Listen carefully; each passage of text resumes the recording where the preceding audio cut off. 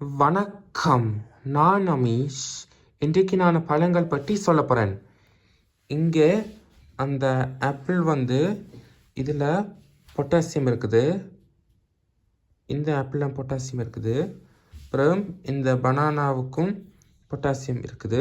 ரெண்டுக்கும் இருக்குது. இங்கே பார்த்தீங்கன்னா